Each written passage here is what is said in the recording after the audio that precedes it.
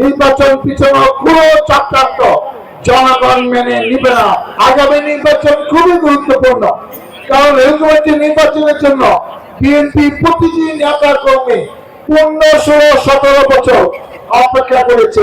BNP ঐক্যবদ্ধ, নির্বাচন বানচালের যে কোনো চেষ্টা প্রতিহত করা হবে বলেছেন ঢাকা 19 আসনে বিএনপি মনোনীত প্রার্থী ও কেন্দ্রীয় সহ পরিবার কল্যাণ সম্পাদক ডাক্তার দেওয়ান মোহাম্মদ সালাউদ্দিন বাবু।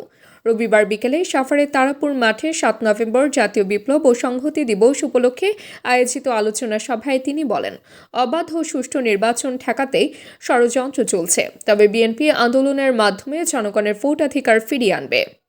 সভায় বক্তারা ধানের শীষের পক্ষে ঐক্যবদ্ধভাবে কাজ করার আহ্বান জানান। বিপুল জনসমাগমে আলোচনা সভাটি জনসভায় পরিণত হয়। নির্বাচন নিয়ে এখন অনেক চক্রান্ত চলছে, নির্বাচন পিছনে পুরো চক্রান্ত জনগণ মেনে নিবে না।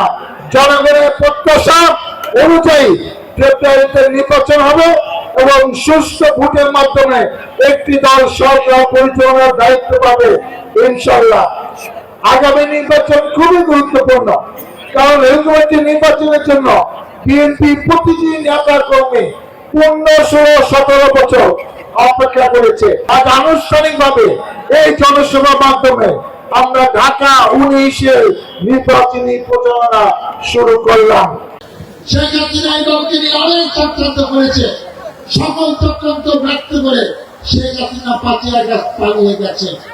এখন এই জনগণ এখনো যে বিএনপি পতাকা দলে ঐক্যবদ্ধ আছে, দেশপ্রতি বেগম খালেদা জিয়াকে পছন্দ করে, ভালোবাসে, তার নেতৃত্বের প্রতি আস্থাশীল, আমরা ভোটের মাধ্যমে সেটা দেখিয়ে দিতে চাই।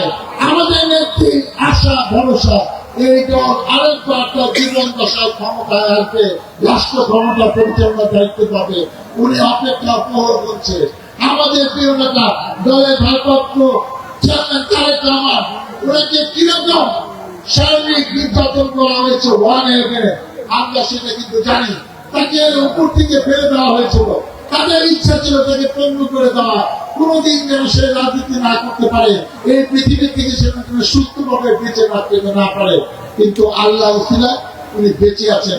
উনি 17 বছর এমন ভাবে এই দলকে নেতৃত্ব দিয়েছেন, সংগঠিত করেছেন, তার কারণে কোন নেতা কর্মী এই দল ছেড়ে আওয়ামী লীগের যোগদান করে নাই।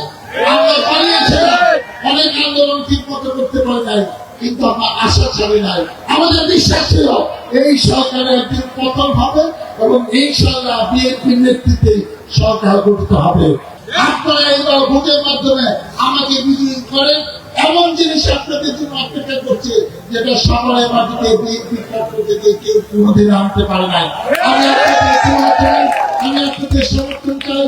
আপনাদের ভোটের সংসদ সদস্য হয়ে আমি এলাকার উন্নয়নে, এই সামাজিক মর্যাদা রক্ষাতে এবং যেসব দুর্নীতি এই সাভারে হয়েছে, যেসব সম্পত্তি পাকিস্তানি সম্পত্তি ব্যয় হয়েছে, আপনাদের সাথে নিয়ে ইনশাআল্লাহ আগামীতে সমস্ত কিছু উদ্ধার করে একটি শান্তির সাভারে পরিণত করব।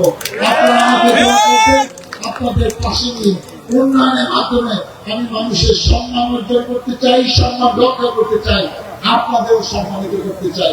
আপনারা ভালো থাকেন, সুস্থ থাকেন, আপনারা আমাদের দোয়া করবেন। ভোটের মাধ্যমে আপনাদের পাশে থেকে কাছে থেকে যেন সমাজে উন্নয়ন করতে পারি, মহান আমাদের সেই অভিজ্ঞতা। এবং এখন আমি একটাই কাজ, একটি দল কিন্তু নানা রকম চক্রান্ত করছে, খালি ভোট দিলে হবে না, ভোট ভাড়া দিতে হবে।